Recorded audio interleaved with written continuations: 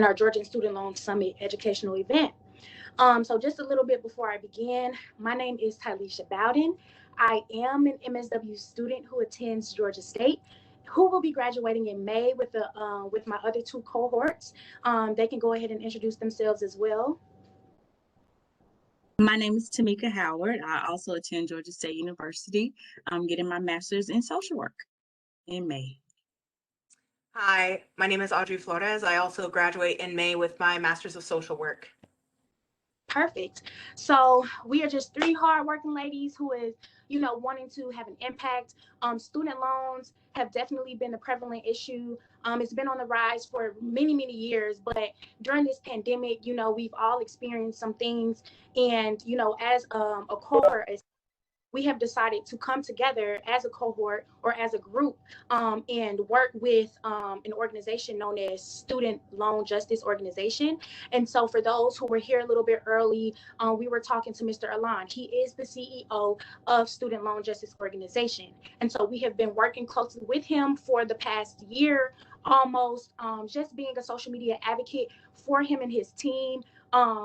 Really, because our main goal is to raise 1 million petitionee signatures on a petition that Mr. Allen and his group has created, as far as standing on the platform of calling for president to sign an executive order canceling all student loans or even placing bankruptcy protection on student loans. And so we have basically just been the social media advocate, where we have created an Instagram in which we will drop all of the information rather at the end of the event. But basically, yes, we are the social media advocate. So we have created this event just to basically, help bring awareness to the importance of student loans.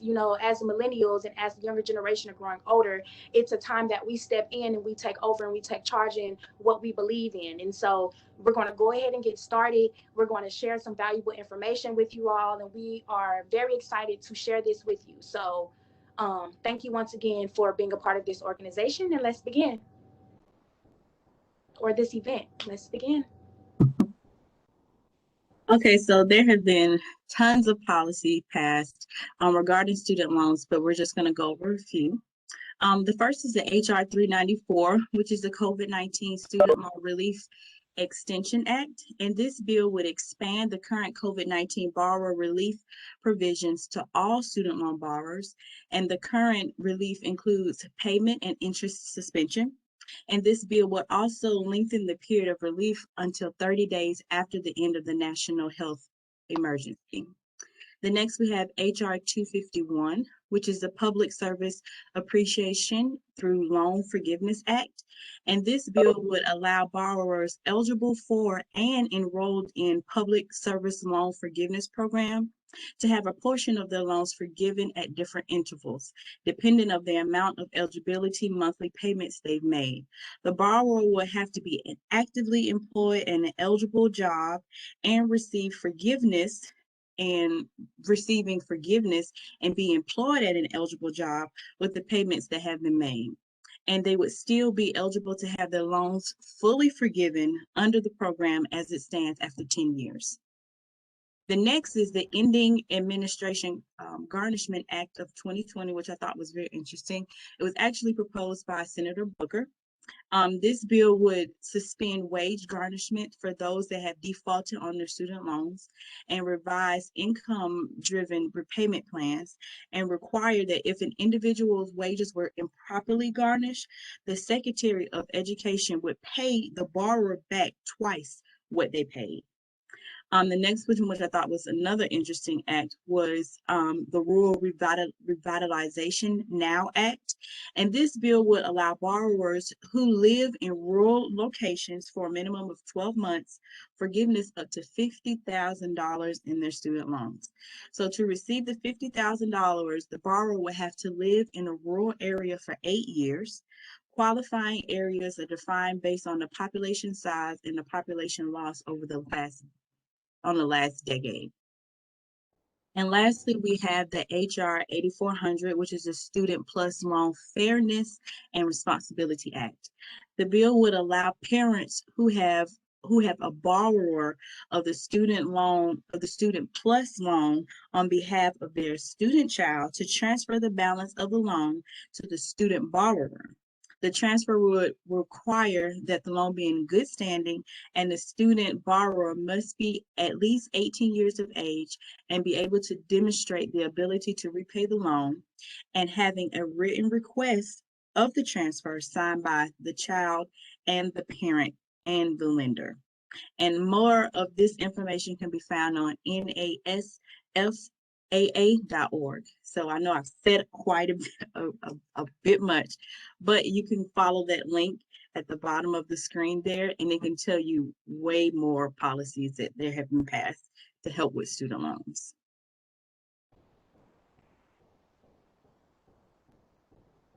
So now we're going to go into the current challenges with student loans. So you would think that, you go into secondary options and you get your bachelor's, and then you go and get your master's, and then you go and get your doctorates. And, they say, get your doctorates. It'll pay off in the long run.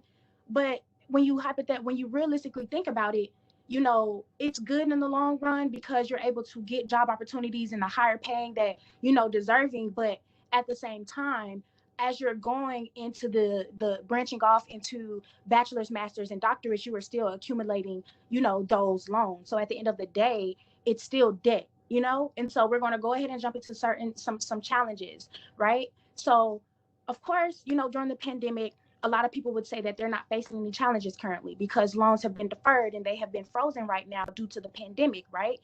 Thank you for that.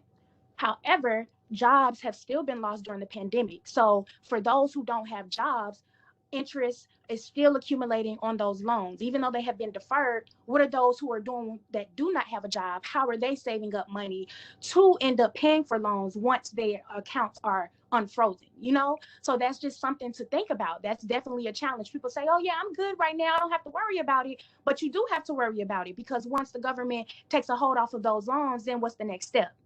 So then we will go into outrageous monthly fees. As we said, as you continue to accumulate the interest, as you continue to accumulate the interest, once it's froze, or once it's taken off of freeze, excuse me, those fees that you once were paying, say somebody may have been paying $200 a month on student loans, and then due to the pandemic, who knows what's going to happen after we take them off free. So, payments may end up going up. For those who may not have a job, what they used to be paying, they might not be paying that once everything is, back in rotation as far as having to pay on monthly loans, right? So then that's when we go into the whole advocacy thing about why we are here today, right? I said and stated prior that our main mission and our focus, or Mr. Allen and his team, is trying to market in their best ability to advocate for the president to sign an executive order, basically canceling all loans, or even just putting bankruptcy protection on student loans, for the simple fact that bankruptcy protection and the statutes of limitations are critical. It really hinders people, and that just comes from back to a word called default. So if some of y'all may not know what the word default means, that means that people, once you sign that promissory note, you made a promise and a vow that you would, maintain the monthly fees of however they may account you for, whether if that's $200 to $500 a month, right? But if you do not pay that on an efficient base to base month, then that's when you are at default, because you promised to vow to uphold, you're going to be able to pay back those loans on a month-to-month basis. But when you get behind and your loans are starting to get backed up because you're not holding yourself accountable to paying those loans back, that's what places you at default, right?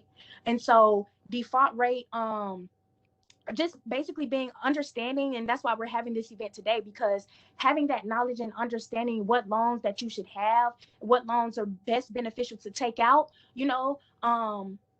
that's just something that's necessary, and that's why we're having this event, so that you can be able to become more knowledgeable about the loans, the steps to take, so that you can advocate for yourself when it comes to what we're fighting for here today, which is wanting to cancel all student loans, or even just placing bankruptcy protection on all federal loans, right? So private loans. Let's get into talking about private loans. So some people, the bad thing about what's going on right now is that for those who have private loans taken out, they still have to pay on those. So although there is a freeze on federal loans, state and local, though there are still individuals such as me who has taken out private loans and has still having to have the challenge of having to pay back those student loans during this pandemic, right?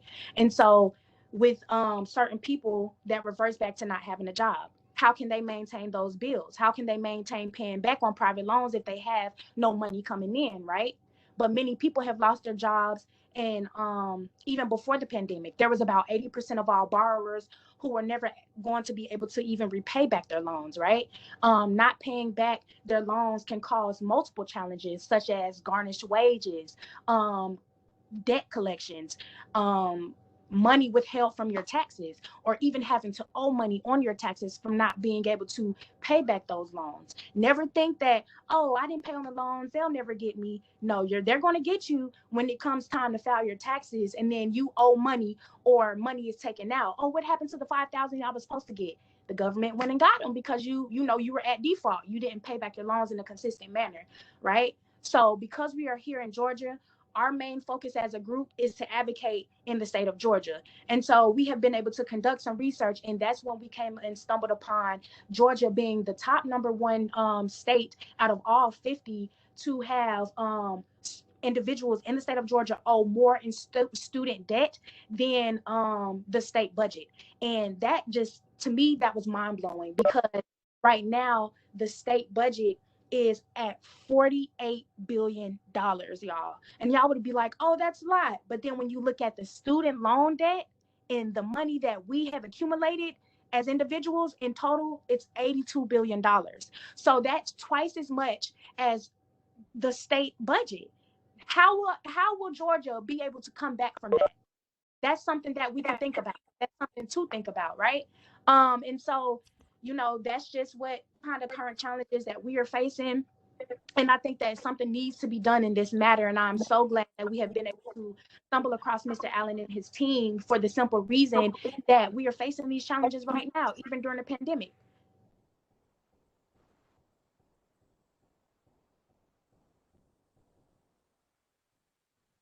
Sorry, I had to unmute myself.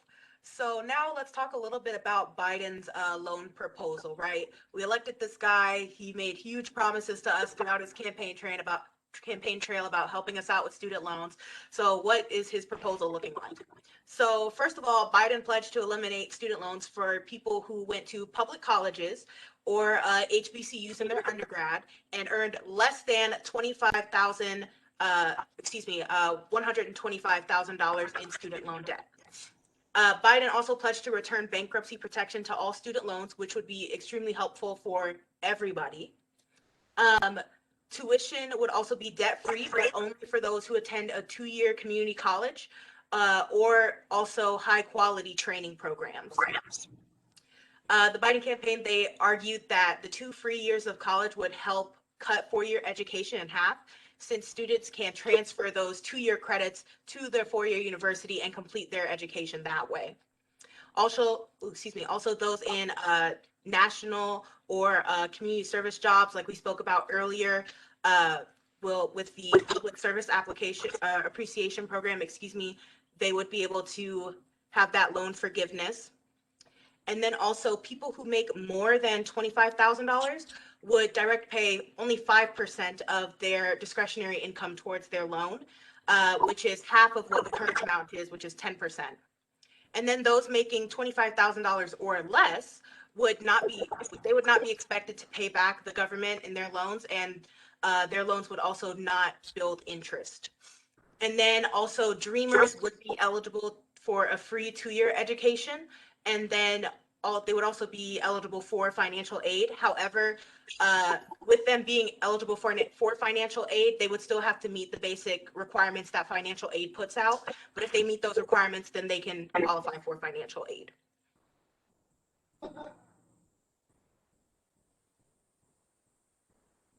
So that's when we go into, with all of the, how do we finance? Some people are not able to have the financial stability from their families and things like that to support college, or to fund college, right?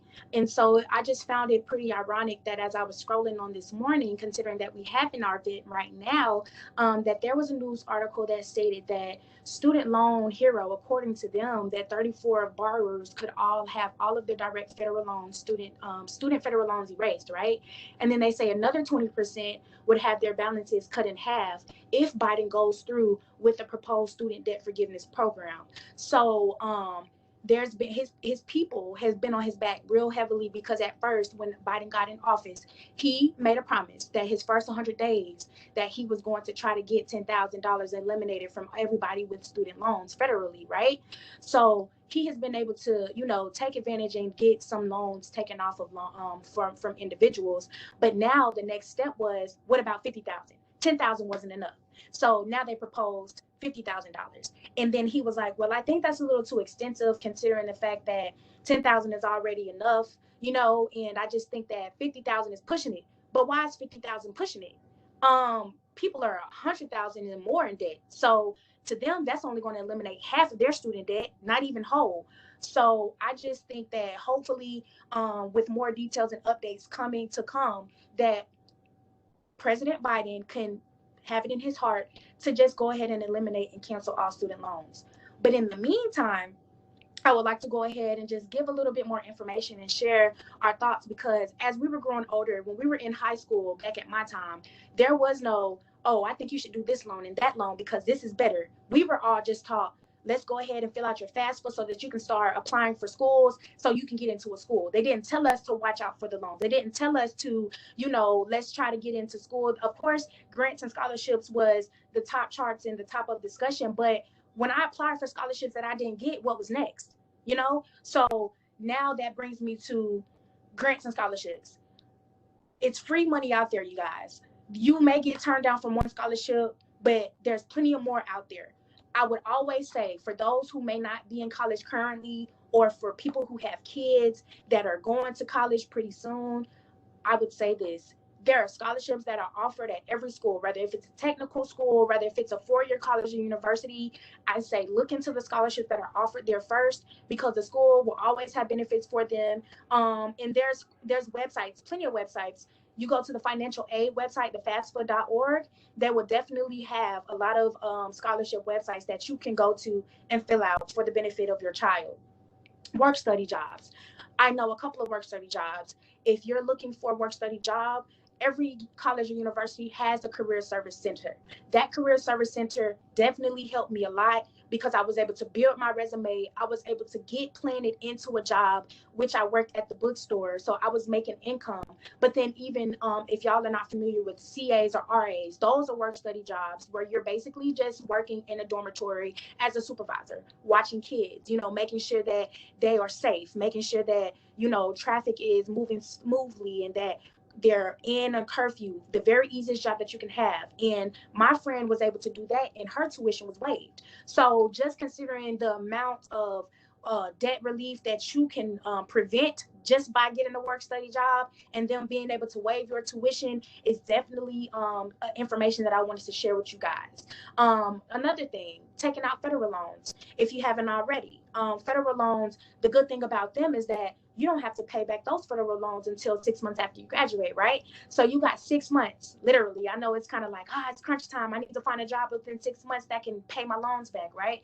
But that's the good thing. So you don't ever have to, you may get into a bachelor's and you may graduate and then go into your master's. The loans that you have accumulated from your bachelor's, you're totally fine right now. You don't have to worry about paying those back until, like I said, you're out of school completely, and then 6 months has passed, and that's when you're going to be billed for your monthly payments of your student loans. Federal loans, while we can say that you should consider them when applying for loans, if you do decide to apply for loans, we would suggest federal loans because they offer low fixed interest rates. That's the best. A lot of people don't really understand how interest rates can make a big difference, a huge difference in the amount that you would have to pay back in the end, but it definitely matters. And then income-based payments. A lot of federal loans are based off of your income, right? So I don't know if you all are pretty familiar with debt to income ratio.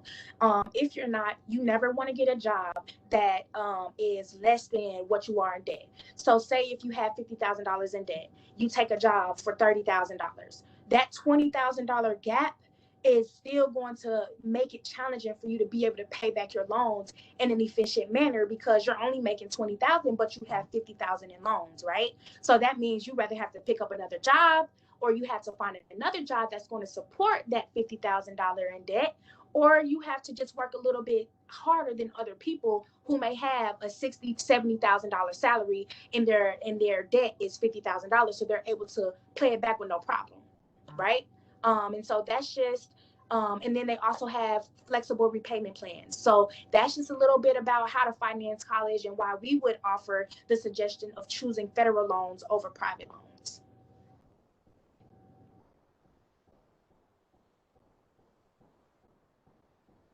So now we are going to have some guest speakers talk a little bit about their experience with student loans and paying those back right now, and just an insight into what it's like after college and stuff for those of you on the call who may not be paying back student loans quite yet. And also, it's still good to hear other people's perspectives on their challenges or how student loans are going for them. So I'm actually going to stop sharing my screen so that, you know, when our speakers speak, you'll be able to see them speaking and stuff. And we're gonna have them introduce themselves. So let me stop sharing my screen real quick.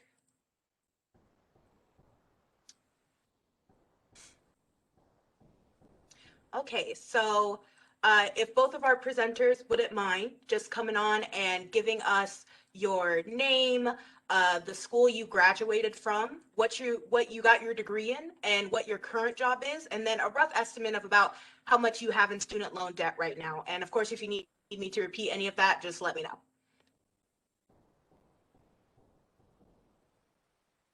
Hi, my name is Yesenia Gonzalez. I graduated from Georgia State University with a bachelor's in social work.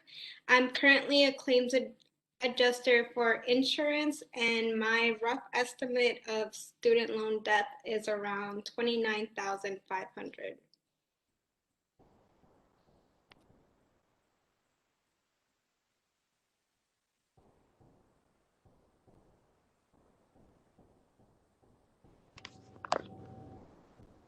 And then Ms. Saquana, if you're on the call, you can go ahead and introduce yourself.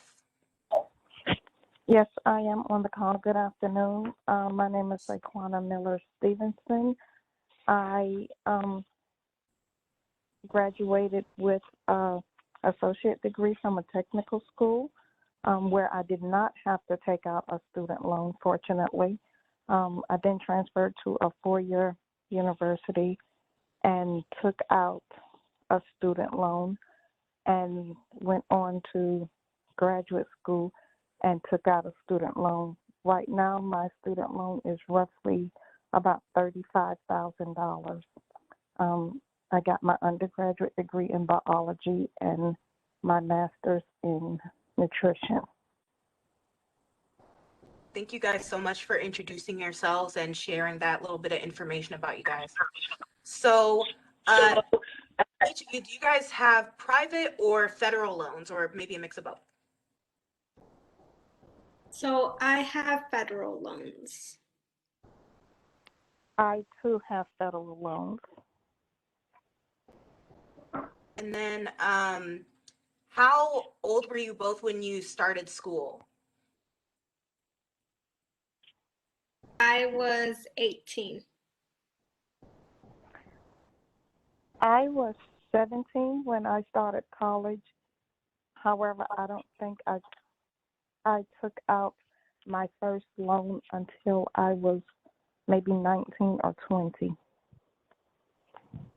So when you guys applied for the aid, were you guys fully understanding to what you were agreeing to? Because, you know, as Tylisha pointed out earlier, we're young, we got to get thrown into this, and we're kind of just told to just, oh, you got to pull out a loan, you got to pull out a loan, and we're maybe not understanding fully everything that we're signing up for. So when you guys applied for those loans, were you guys completely aware of what you were signing to?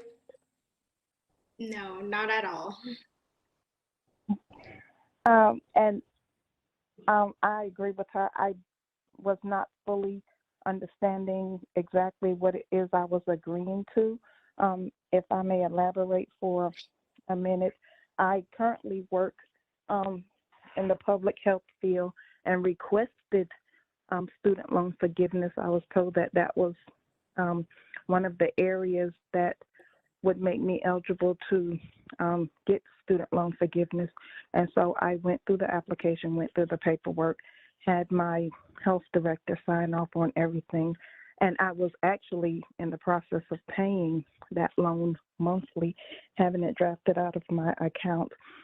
And after not hearing back for several months, I called them and was told that the type of student loan that I received as an undergrad student did not make me eligible for student loan forgiveness, even though I've been working in public health for over a decade, almost 2 decades. And my question is, what 18-year-old, 19-year-old, 20-year-old sits down in front of their financial aid counselor and says, well, give me this type of student loan that I can get student loan forgiveness for?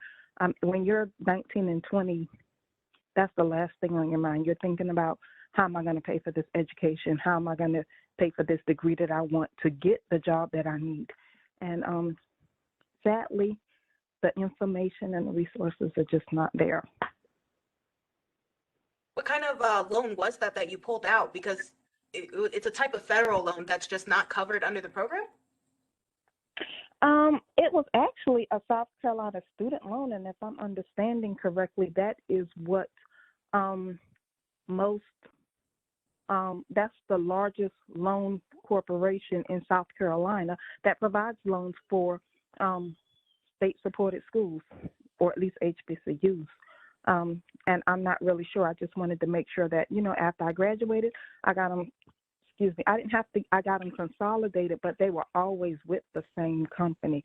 I made sure, I was wise enough to make sure that I never borrowed from a different company, always South Carolina student loan.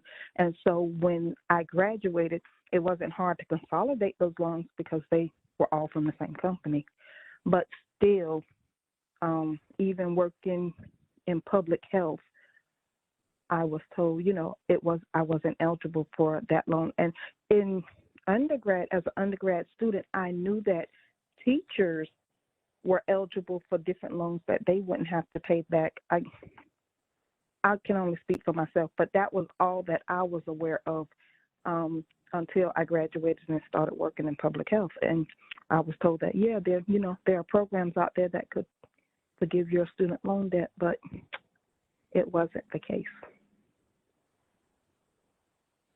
So I'm sorry.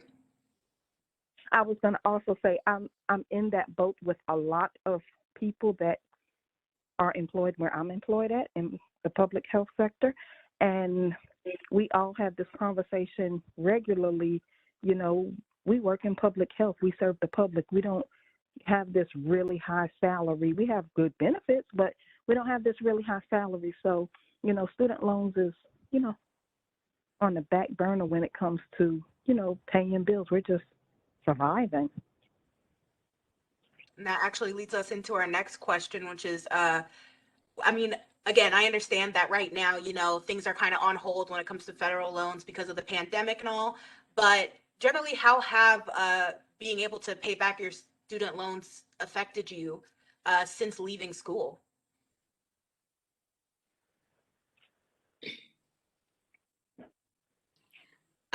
So for me, since I graduated in spring of 2020 and it automatically went into forbearance,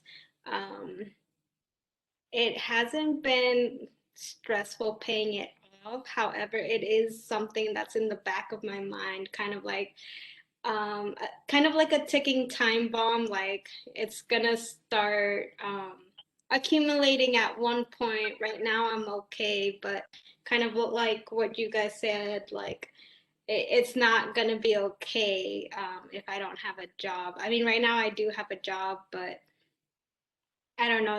It's it's still a ticking time bomb for me of like, what if later on I can't pay it? And for me, paying my student loan back wasn't a huge issue, because I had a payment plan that was based on my salary.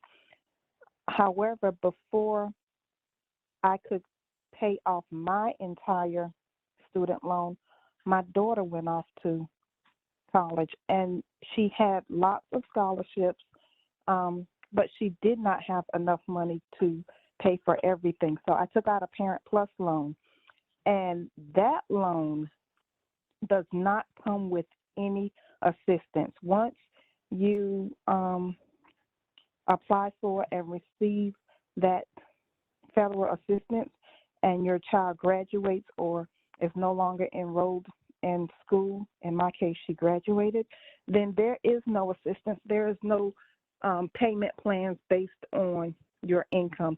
So my student loan was not an issue. It was the Parent Plus loan that just made everything that much more stressful. It was a really huge amount. She did not go to a state supported school, and that's where we are today. So I guess our next question would be a little bit more directed to Saquana here, since she has already been paying loans.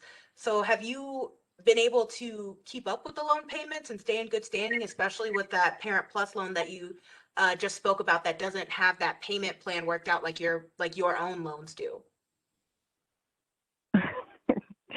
No, that's when I just totally said, I can't do this.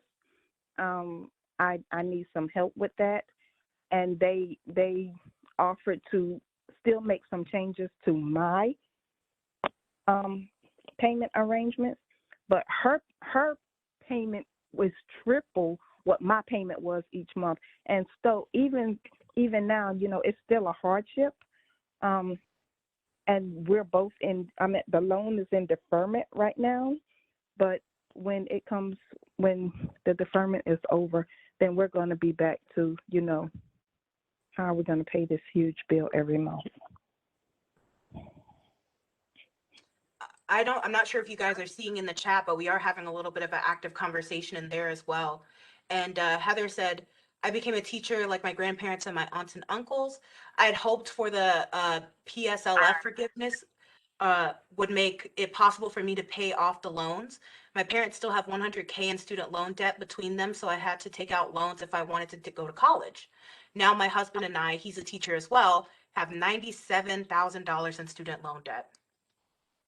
That is an astronomical number, but I feel like what's so sad about that is that it's like that's a common number and a common issue and stuff that we're hearing. I mean, even with this loan forgiveness that you're supposed to be able to have with these public service and, jobs and stuff, it's still a huge struggle for people to pay off these loans.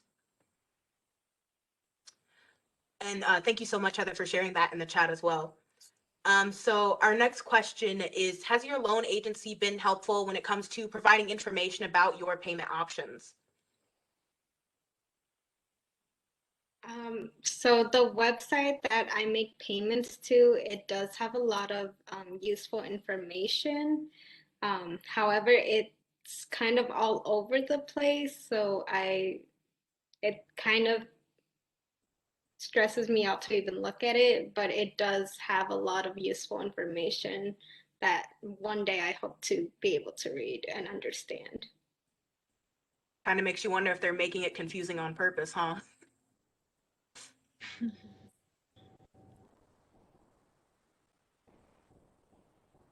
My student loan lender, they provide information, and I would say that they're very helpful. But I always just kind of wait for them to contact me. I don't ever really contact them.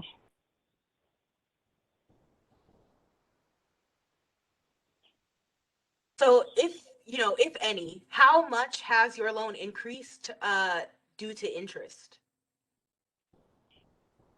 From last time that I saw, it was 800, but I paid that off.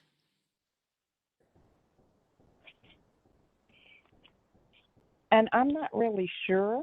I'm sure it's quite a bit, but I don't really look at the statements when they come every month.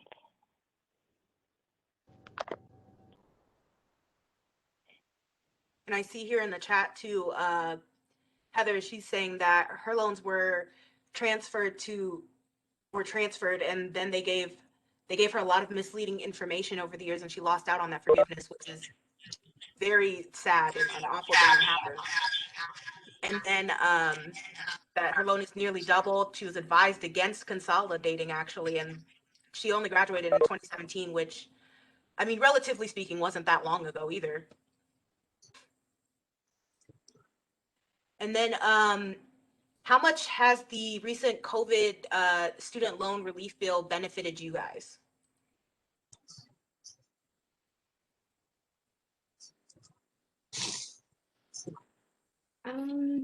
It's definitely helped me to kind of, because after the whole COVID-19 happened and a lot of jobs closed down in the hiring process. So they kept whoever that was there, but they were also firing a lot of people.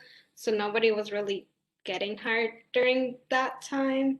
So it made it really hard for me to find a job. And I was definitely scared that in 6 months I was not going to have a job. But luckily I did find something, and that forbearance helped me have more time to find a job that can help me to repay these loans.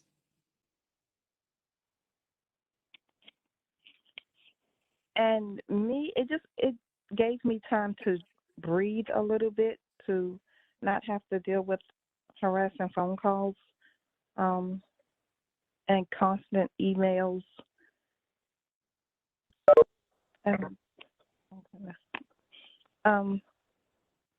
So that's what, being in this forbearance has done for me. I'm glad that it's been able to offer some kind of relief for you guys, because you both have federal loans, so you guys were covered a little bit under that. So I'm really glad that that was able to offer some relief for some people. And then our final question is, if you could go back in time, rewind the clock, and just do everything all over again when it came to paying for school, what would you have done differently, like knowing what you know now? I would have definitely applied to more scholarships, even if the qualifications didn't necessarily, I didn't meet all of them, because after talking to a lot of my friends in college and like learning what they did in high school and what I did in high school, like a lot of them were like, what, I felt as though I either did more than them or about the same as them, and they were able to qualify for those scholarships that I was too scared to apply for because I thought, oh, I'm underqualified. But I definitely learned that I should have like applied to anything and everything. Um, and I would have definitely gone to a 2-year community college school to get my those first few elective courses out of the way, and then transfer to a 4-year college. That would have definitely saved me some money and tuition. And probably I wouldn't even have to have taken out a student loan, but I would do a lot differently. And I would still go to a 2-year college or do a dual enrollment program. If I was in high school, I would apply for more scholarships. But I think the biggest thing is, if I had to take out a student loan, I would only take out a student loan for what I absolutely needed. I wouldn't take out any more money than what was needed to pay for my tuition, my room and board.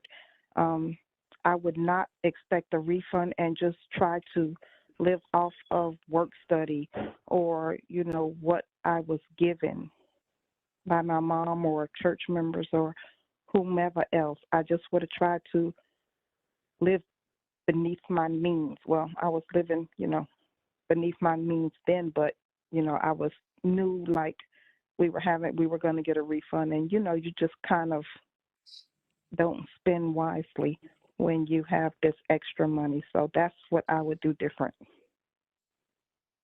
Kind of to Yesenia, add I love. Oh, sorry. Kind of It's to okay. It's okay. Go ahead. Um, definitely like when I first started college, my Hope grant kind of covered most of it. I think I was only $1,000 off from what I actually needed for tuition, and that's when I decided to take out the loan, and they gave me like $5,000. And honestly, I regret keeping that full 5,000 instead of just the 1,000 that I needed, because I was like, oh, extra money. But yeah, no, I would definitely have just chosen wiser and just have kept the bare minimum of what I needed. Yesenia, I love that you brought up, not being afraid to apply to all those scholarships, because I actually have a work study job that's paying for my master's degree, thankfully. And, I have a lot of students who come in and they, if they need scholarships or anything, I always tell them apply to all of the scholarships, even if you don't think you qualify, even if you are a boy and you apply to one that's directed towards women, I would say still apply to it, because I've known people who identify as male who have gotten a scholarship for people who identify as female because no females applied to the scholarship. So, and that's money that could have been just gone. So apply no matter what. But thank you to both of our speakers here and our guest speakers for talking more and giving us insight on what it's like for them to paying off student loans and their experiences with student loans. I think this has been really helpful, really interesting to hear, and also just really grounding to hear what it's like from people that we can see or people that we know personally, what it's like to pay off those loans and stuff and go through that. So thank you both again so much for speaking, and just like a little virtual round of applause for you guys for speaking. Very happy, very thankful to have you guys here. So we're gonna go back to sharing our screen or go back to the presentation and just keep on trucking.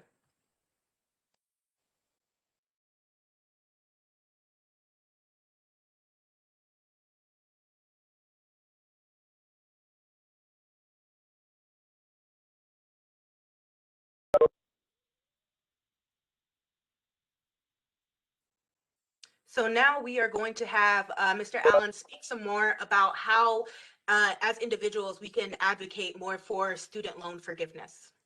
To the chase, folks. This lending system is, by all rational metrics, catastrophically failed. We are looking at a default rate of 4 out of 5. And I know most of the people on this call, they're young, they're ambitious. Everybody wants to pay your loan. For sure, I agree with that. But the reality on the ground, I mean, just the unavoidable fact is that this lending system is over the cliff. Now, I don't know exactly what that means, but I know there are two things that absolutely need to happen. First of all, these loans are unconstitutional in that bankruptcy protections and statutes of limitations have been removed from them. This is the core of the problem. Nobody wants to file for bankruptcy. It's a terrible thing to have to do. But the founding fathers called for uniform bankruptcy laws in the Constitution. In fact, not even the Bill of Rights, in the body of the Constitution itself. And they called for bankruptcy protections ahead of the power to raise an army, ahead of the power to declare war. So the geniuses at the Department of Education and in Congress decided to monkey around with this pretty sage wisdom, I think. And now, unfortunately, we are living through the consequences of that. It has become a predatory, hyperinflationary, and now, by all metrics and measures, a catastrophically failed lending system where something like 75, if not 80% of all current borrowers are going to default on their loans. So we are a better country than that, I hope. Look at Germany, look at the Netherlands, look at Holland, look at Mexico, look at Russia, look at Cuba, look at all these other countries, first and even second world countries, China, who can give their citizens a college education for no loans. Well, I think that we can probably do that. And as I said, I don't know what the future holds, but I do know that this current lending system is a catastrophic failure. Almost nobody is paying on their loans today. And quite frankly, I don't think very many people, maybe even any people, are going to resume paying on their loans if and when this repayment suspension is lifted. And quite frankly, I don't think that they should. This lending system truly is a national threat. You know, John Adams, another one of the founders, he said, you know, there are two ways to conquer and enslave a country. One is by the sword, the other is by debt. And oh my goodness, how true those words seem to be ringing today here in the United States, but most particularly in Georgia. I know Georgia's all over the news right now, and this is just a crazy, incredible, I would say, maybe even miraculous coincidence that Georgia is by far the worst state in the country in terms of the amount that the citizens owe versus the entire state budget. So, and Tylisha mentioned this earlier, so I won't repeat it. But I will throw one more fact at you guys. There is enough student loan debt in the state of Georgia to buy every farm in the state of Georgia and still have, I think, nearly 20, if not more, $1 billion left over. I mean, these are the sort of crazy, outrageous, like cartoon-like numbers that we're looking at now. Now, what that means for younger people, I don't know, but I do know this. There are two things that must happen at this point. Number one, and some Republicans, believe it or not, are starting to agree with me, these loans have to be canceled. This is a big government threat at this point. The founders are looking down, shaking their heads, saying, how did the citizens let themselves be conquered and enslaved by debt like this? The founders of Georgia, English general, he founded this Georgia as a refuge for imprisoned debtors from Europe. So the founding of the state of Georgia was as a second chance for imprisoned borrowers who were suffering under predatory loan debt. So how interesting is it now that here we are 300 years later, and you know, certainly the wisdom, the spirit of the founding of the state of Georgia has just been turned on its ear. But you know, on the plus side, I will say this: lending systems fail quite often throughout world history. You know, even going back, there essentially almost was no functioning monetary in all of Europe, all of Northern Africa, most of Asia. It just didn't exist. The money was like confetti. And so don't feel bad. You know, I know Sequana and Yesenia are just now starting to discover the sort of dark side of student loans, but the numbers are just unavoidable. And by the way, this is an African-American issue, certainly. African-Americans are hurt far worse than average by student loans. But you know, this is also a woman's issue. 2/3 of student loan debt is held by females. And I could go on. This is a senior citizens issue. I just turned 50, so I'm kind of right on the bubble there. But believe it or not, there are more people in the country over the age of 50 with student loan debt than there are under the age of 25. That's pretty mind-blowing as well. And by the way, the older group, the over 50 crowd, they owe 3 times more than this younger under 25 crowd, the people who just graduated, and borrowed far more. This is also a red state issue. I know we're a nonpartisan group. Quite frankly, we're sort of tired of both the Democrats and the Republicans at this point. Democrats are saying far better things. I hope that Biden does the right thing.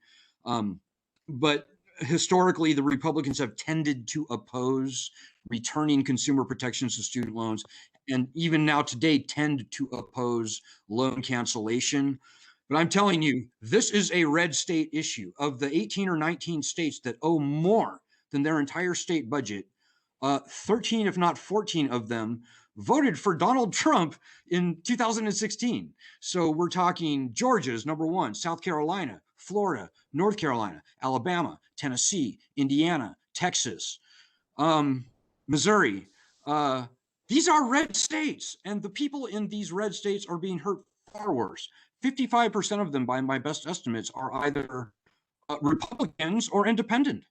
So the Republicans out there, and I would include Governor Brian Kemp at the top of that list, they need to take a very fresh, conservative look at this big government lending problem. I would call it a scam, actually, because it is, quite frankly. They need to take a fresh look at this problem, because right now, conservatives who claim to be for smaller government and, you know, pull yourself up by your bootstraps type of thing, they are now fighting for the worst big government lending scam in the history of this country. Things are changing as we speak. You know, that news that I just told you about, and that that was mentioned earlier, Talisha, that is now breaking nationally. It broke at Yahoo News, Business Insider 2 days ago. Yesterday, we were interviewed, believe it or not, by Fox News, of all people. And like, I'm always very worried when I get interviewed by a conservative show, because I think it's going to be a hit piece against us. But lo and behold, it was a surprisingly friendly interview. So this problem blows past all the partisan bounds. This is not a Democrat thing. This is not a Republican thing. This is about the future of our country. You know, there's no better issue that I can point to that would bring together the reds, the blues, the left, the right, the people of all colors, people of all races. You know, the only people that maybe are excluded from our umbrella, from our big tent, are maybe super rich people who don't loans. But, you know, even moderately wealthy people who have to write checks for their kids' tuition, even they are being screwed because they have to write checks. And it is this broken lending system that has caused the rampant increase in the price of inflation, in the price of college, I should say. So, you know, I guess what I would say is to everybody out there who's maybe younger, maybe in college now, I wish I had better advice as far as what kind of loan you should get. Or, you know, my best advice at this point, I think, would probably be just don't borrow. But then on the other hand, my friend Matt Taibbi at Rolling Stone says, you know, Alan, you tell people not to borrow, but, you know, maybe these loans are just going to get canceled. So maybe they should just borrow as much as they possibly can.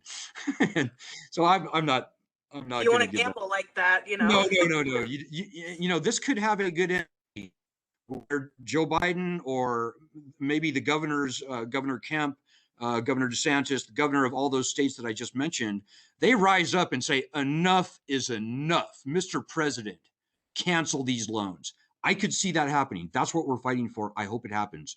But this could also have a very painful, civilly unrestful, dark, bad ending, where people start getting hauled off to jail, which has already begun to happen in the state of Texas, a few isolated instances.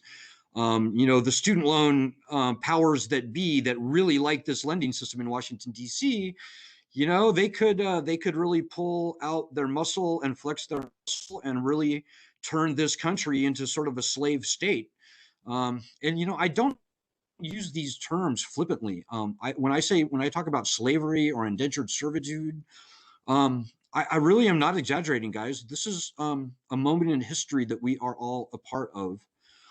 And I think what we do, how effectively we fight to regain our freedom, the freedom that the founders fought for, that millions of people fought for and even died for, you know, the freedom that the Constitution supposedly enshrines and passes along to us. I think we have to fight for that, folks, because whether it's in drips or drabs or in one fell swoop, this thing could go really bad. And I think we owe it not only to ourselves, but even to our state economy, if nothing else, I mean, all that money, all that $82 billion leaving the state of Georgia and going to Washington, D.C., that doesn't help anybody in Georgia. But not only that, the tens or hundreds of millions of people who are going to follow in our footsteps. I'm looking at the generation above me and saying, dudes, why did you not fight a little harder when you saw this thing? And they're like, I don't know, but we owe it to the next generation. We've got to fight for something. And I think of all the challenges out there, there's no more worthwhile, more patriotic cause that I can identify in my own personal life. Of course, I have student loans like everybody here does. But I see no greater calling. I see no greater nobility than any other. So I would hope to have loans. The hardest thing is that they're like, no, I don't want to go out in the middle of the street and shake my fist and be like, yeah, return bankruptcy protections to student loans. Nobody does that. Nobody wants to do that. But people need to shake off the shame that comes along with debt.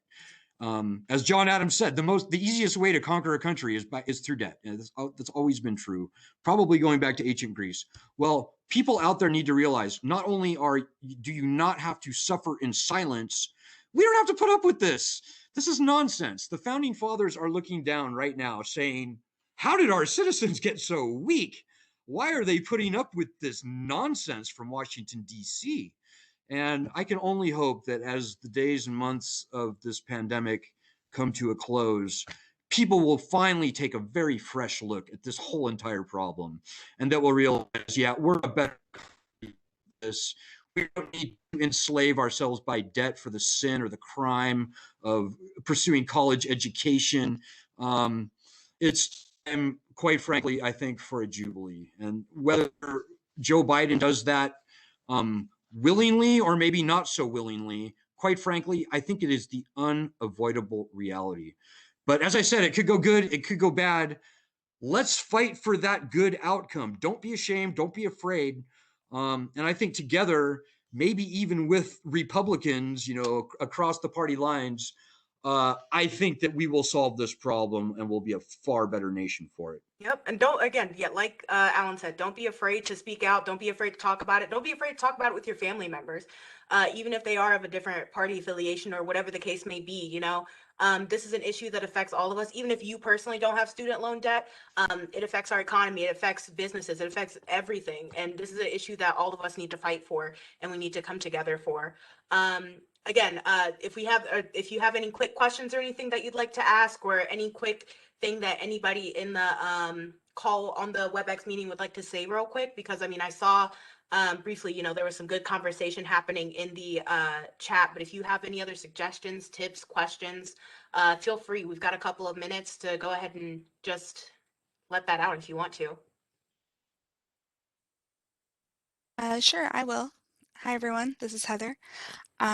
I just wanted to add that, I was accidentally sending messages privately instead of the main chat before, but I went to college right out of high school in 2009, and I was going through trying to get a diagnosis for some problems I was having, and I actually had cancer.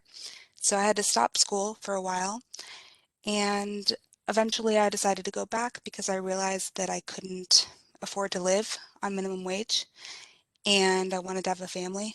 And so I went back to school and I worked really hard and became a teacher. But my parents have $100,000 of student loan debt between them, and most of the people in my family are teachers, and anyone that had any type of wealth at all that they could have used to help me go to college lost all of that because of medical debt, because of mortgaging houses, second mortgages, third mortgages, because of medical debts.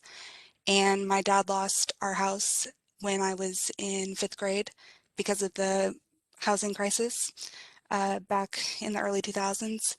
And so it's just been blow after blow after blow to my family.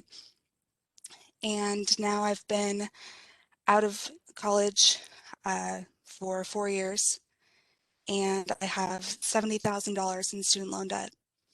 And my husband is a teacher and he has $27,000 in student loan debt. And he graduated a year early, and he became student body president to get a year of free tuition. But the interest rates just make it impossible. There's no way I'll ever catch up with it. My mom's never paid a cent towards her principal, and she's been paying her student loans for 25 years. It's all gone to interest. And it's just always, always on your mind. There's really nothing you can do to get out from under it. And when you're looking at medical insurance premiums of $600 a month for an 80/20 plan, and your rent doubling in the course of 2 years, and medical problems and trying to raise a kid, there's just not really anything that you can do to get out of the weight of the student loan debt, and you can't even really think about your future because that's all that there is. And I've been financially responsible. I don't have credit card debt.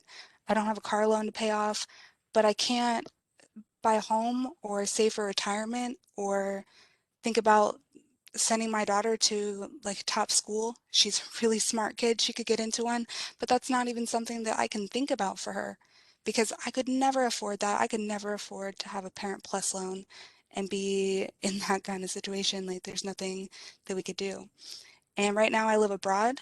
I teach abroad. And so even though I became a teacher and I'm still teaching, I teach English at a university, I can't I can't pay off my student loans and I can't get public student loan forgiveness because I don't work at an American school anymore.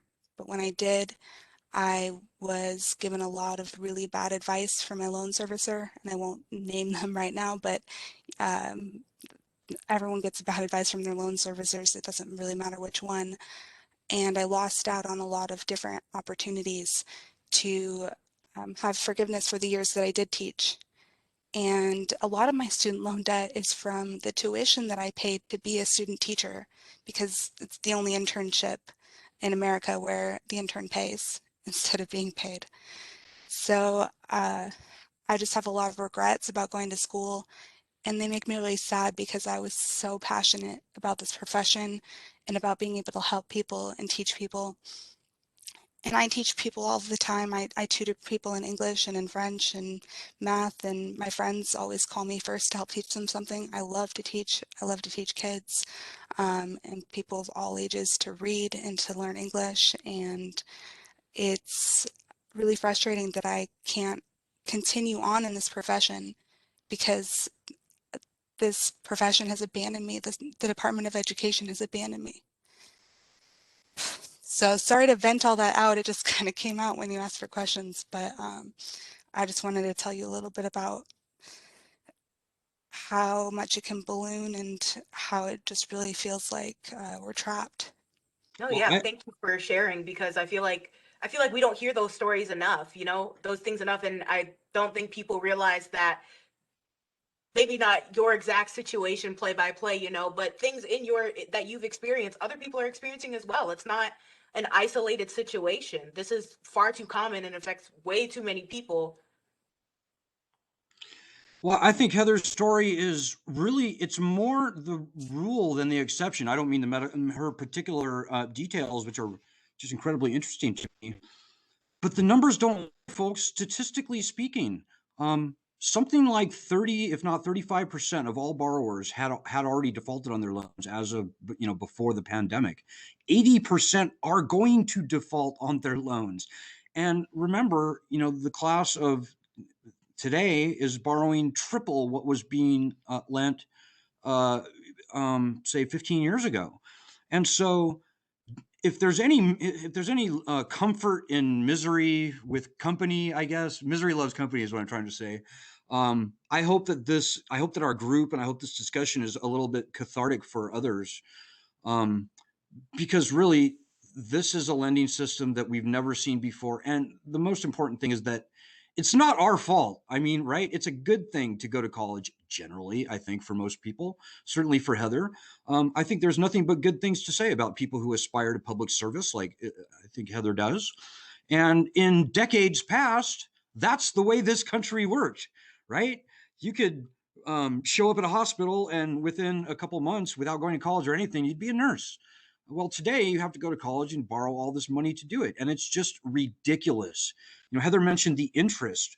Well, in 1965, when this lending program was rolled out, President Lyndon Johnson declared, he promised that the loans would be free of interest. Well, today, like $100 billion a year in interest alone clicks off on this federal lending system. So while I don't have a magic bullet for people, I can tell you this. Quite frankly, at this point, I think it's both unwise and in my humble opinion, maybe even unpatriotic to pay money into this system. I mean, that's kind of feeding the beast at this point. But certainly what helps is us sticking up for ourselves. It feels good to fight this fight. You know, all I do all day long in this fight is tell the truth. You know, Governor Kemp, I would bet you $5. He doesn't know that the state of Georgia owed nearly double the state budget in student loan debt. Governor DeSantis in Florida, he has no clue. They literally don't know this. So just conveying the information is very cathartic. It's very empowering, I have found. And if you're like Heather and you live outside the United States and hopefully don't have to worry about the collection companies like many people do here domestically, don't let the loans get to you. Don't let it, don't trip, don't feel bad. And even if you're here in this country, even still, I don't feel bad at all. I have defaulted loans, by the way. I will not pay a nickel back, maybe never, quite frankly, at this late date. But certainly I would never even consider paying even a dime back until at a minimum we get our constitutional bankruptcy returns to these loans. I sleep like a baby at night. Maybe I have to live a little bit off the grid. Maybe there's certain jobs that I can't get, but I think it's fighting this fight is by far and away the best thing anybody can do. And by the way, most people out there, you don't need to quit your job and do this full time like I do. You know, even spending an hour or two a week, maybe even just educating your friends and family, maybe that's what you can do according to your own unique situation, your own skills, talents, etc. Thank you But so hang much in for there, Heather. that. I'm really glad that you found us. And thank you, Heather, too, for sharing your story. I would love to keep it open for time a little bit for questions some more, but we are in a little bit of a time crunch, so we're going to go ahead and move on and wrap it up for us, wrap it up here. So thank you all for being here, and thank you all for, you know, participating and also sharing and keeping that active conversation in the chat as well. It's been really interesting to, you know, read over that and see what's going on and to hear everybody who's sharing story and stuff. And we do hope that this was informative for you and at least maybe a little bit comforting, knowing that you're not the only one going through all of this stuff, right?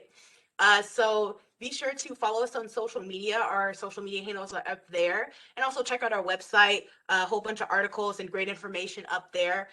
We do have a survey for you guys that we would love for you guys to take. Tylisha has dropped it in the chat. It's just a brief survey. Most of it's just, you know, select A, B, or C. I think there might be one short fill in the blank answer, but we would love the feedback on this presentation, on everything, what you've learned, what you've gotten from this, and just so we know how to shape this and continue to guide it for the future. Because if you're not aware, this is our very first time hosting this, and we're hoping that this can be something that sticks around. So we want to make sure we shape it and make it the best thing that it can be. So again, please follow that link and complete that survey. We would really appreciate that. And then, of course, if you haven't signed the petition, go ahead and sign that petition as well, to where you can be a part of the fight to push Biden to end that cancel student loan debt by executive order. And we'll go ahead and put the link to that in the chat as well. Because I know looking at that long URL, you don't want to try and type all that in. So we'll go ahead and drop that in the chat for you as well.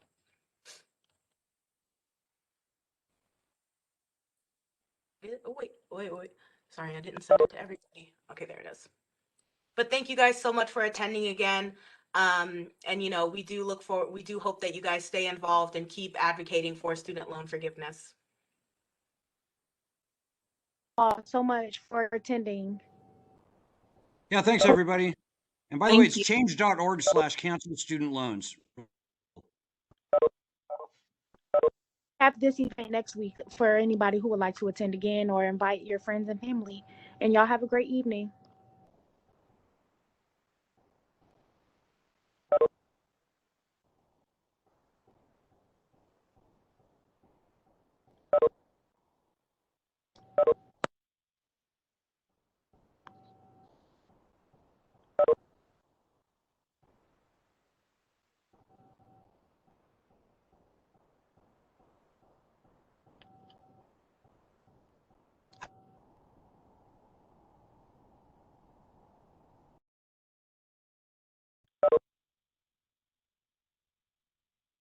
Well, you guys, we did it.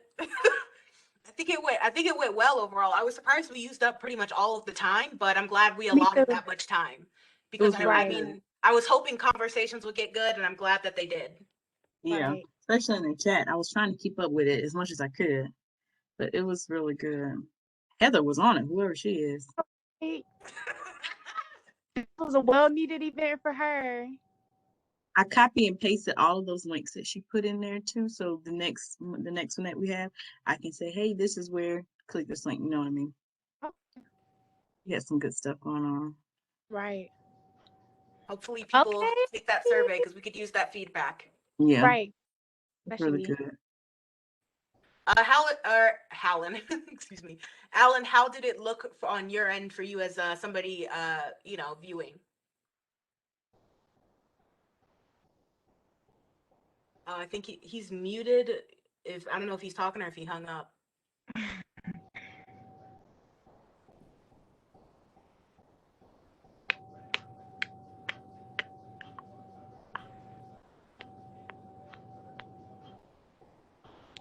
Okay, well, I'm not sure if he's there or not, but I'm sure he'll email us with feedback or anything. But good job, you guys. I know, we probably, there's still probably areas we could have been a little bit more confident with and all of that. But I think for the first go, I think it went really well. And I already have people texting me saying that, it was really informative and that they enjoyed it. So I thought it was really good. The only difference that I would make is that when we have our people speak next time, if we do like 4 questions to one person and another one to the next one, because that part was just like dragging on because we couldn't. I was like waiting for the other person to speak and then waiting for that one. So that one was kind of just only that little part was like dragging on a little bit. And I you know did part of really it was that good. Miss Saquana, she didn't read the itinerary. She didn't like test it beforehand to see if she could even get on WebEx. So then last minute she was like, "Oh, I'm gonna have to call in," so she couldn't see anything either. Oh yeah, so that did mess it up a little bit, but you did really good on recovering when his stuff was all out. I was like, oh my God, back up, Alan, you're too close. I was hoping he was gonna come back because I was like, if we get to this question section and people ask me questions I don't know the answer to. Right. Okay. No, but you did really well. You're like, okay, so we're gonna do. I was like,